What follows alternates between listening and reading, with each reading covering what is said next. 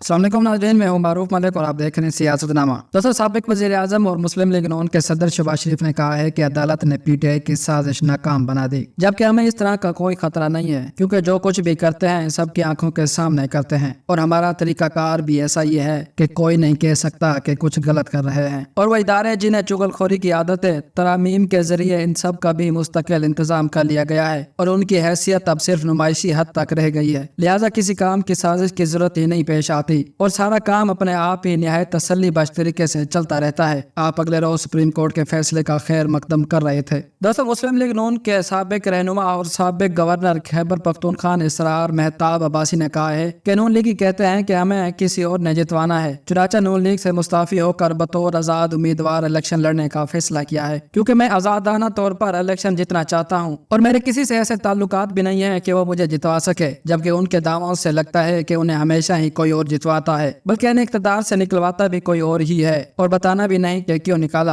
अलबत्ता निकलने से पहले वो तरक्की और खुशहाली यकीनी बना चुके होते हैं, क्योंकि पता होता है कि जल्द या बदेर निकाल दिया जाएगा। जबकि इस वक्त भी अंदाजा लगाया हुआ है कि तारीख हस्बे मामूल अपने आप को दोहराएगी, जिसके लिए वो पूरी तरह से तैयार हैं, मगर तारीख का मुकाबला नहीं किया जा सकता। आप अगले रोज एबटाबाद के बल्दियाती नुमाइंदों और कारकुनों से खिताब कर रहे थे।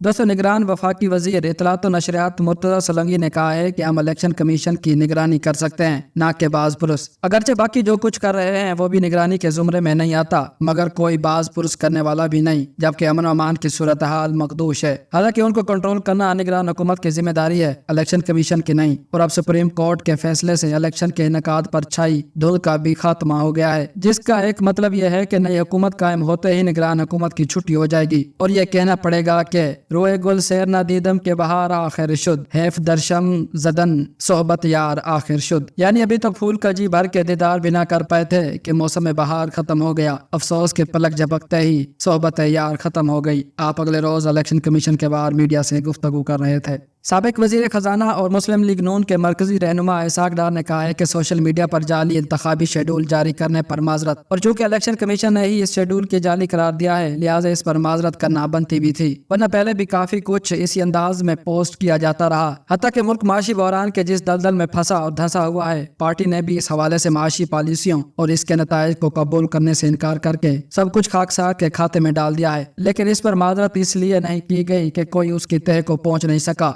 वरना इस पर भी माजरत कर ली जाती, क्योंकि माजरत करने के बाद सारी जिम्मेदारी खत्म हो जाती है। आप अगले रोज लाहौर में सहाफियों से बातचीत कर रहे थे। साबिक वफाकी वजीर और पीपल पार्टी के रहनुमा फारूक एच नायक ने कहा है कि निगरान सेटअप हमेशा के लिए खत्म होना चाहिए और यह ख्याल इस वक्त आया जब इलेक्शन होने जा रहे हैं और यह सेटअप भी अपने अंजाम को पहुंच रहा है, क्योंकि सबसे अच्छी निगरानी आवाम खुद कर सकते हैं। अगरचे वो अपनी निगरानी करने से कासिर हैं, अलबत्ता वो एक दूसरे की निगरानी खूब कर सकते हैं और वो करते भी हैं, क्योंकि वो काफी फारिगुल बाल वाक़े हुए हैं। ना इन्हें महंगाई की फिक्र होती है, ना दीगर मुश्किलात की, जबकि निगरान सेटअप महज एक अयाशी है जिसके हम मुतहम्मिल नहीं हो सकते। आप अगले रोज एक निजी टीवी चैनल के एक प्रोग्राम में शरीक थे।